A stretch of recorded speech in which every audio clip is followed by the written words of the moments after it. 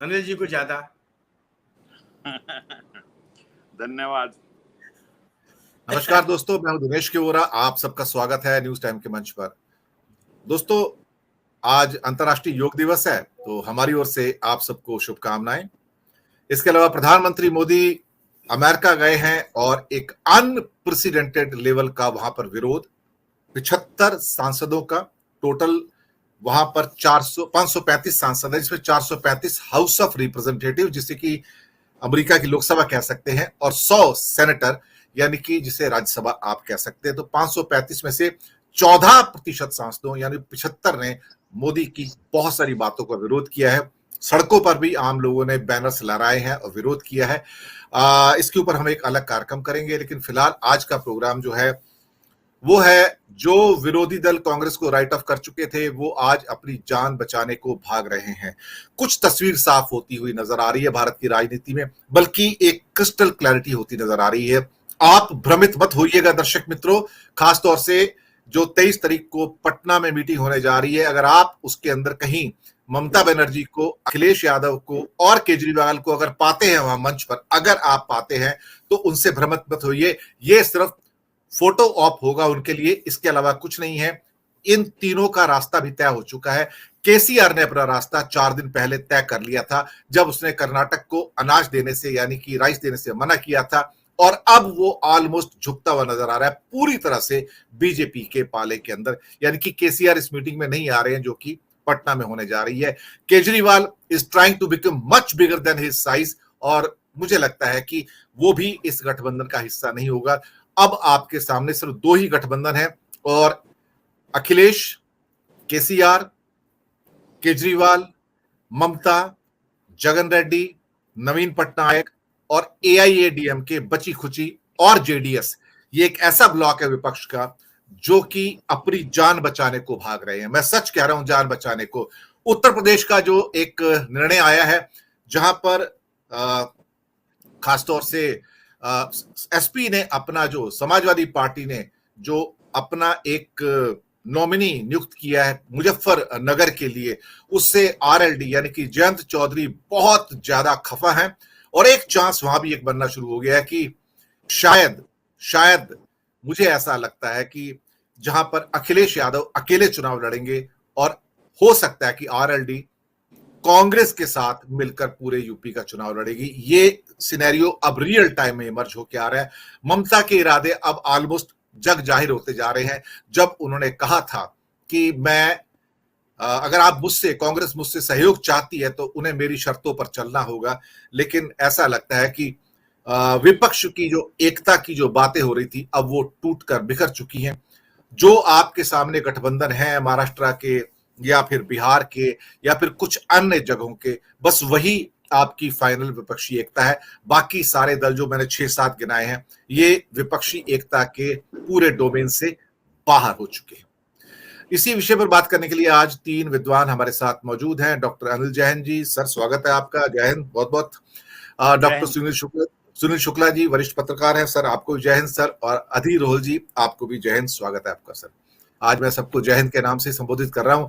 अनिल जैन जी ने मुझे भी ये आदत लगा दी है, तो मुझे भी अच्छा लगता है, कम से कम राष्ट्र को मैं भी सलाम कर रहा हूं। अनिल जी, आज आपकी समय की बाध्यता है, तो पहले मैं आपको लेता हूं, तो फिर दूसरे चक्कर में जैसे आपका वो फीड खत्म होगा तो आप जहां आपको साइन अप कर सकते हैं, आप कभी भी आप चाहेंगे। Thank you. हालात अब क्लियर होते जा रहे हैं।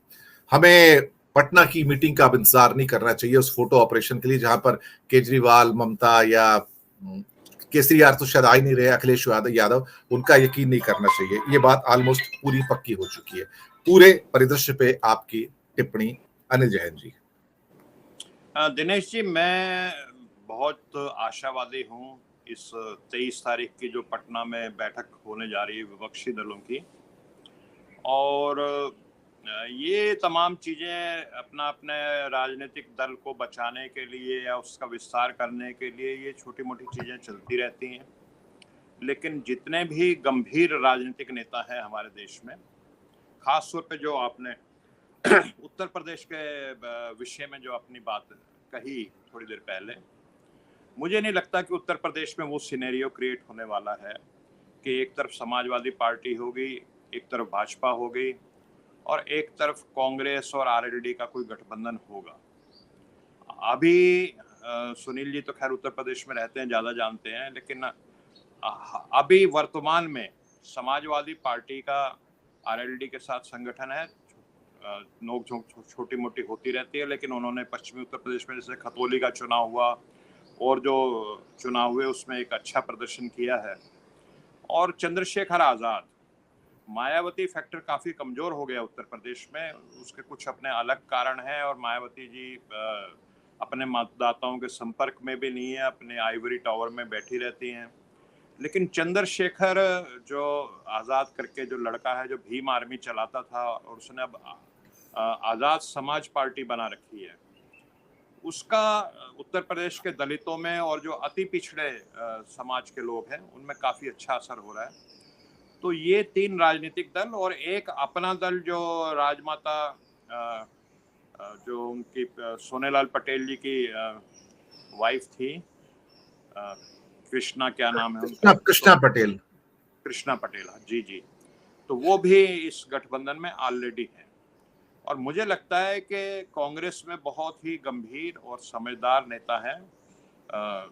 मल्लिकार्जुन खड़गे साहब अध्यक्ष हैं, राहुल गांधी हैं, प्रियंका हैं और सोनिया गांधी हैं, और वो स्थितियों को समझते हैं और बहुत ही जल्द इनका आपस में गठबंधन होगा। मैं तो बहुत ज्यादा इस चीज को लेकर आशान्वित हूँ।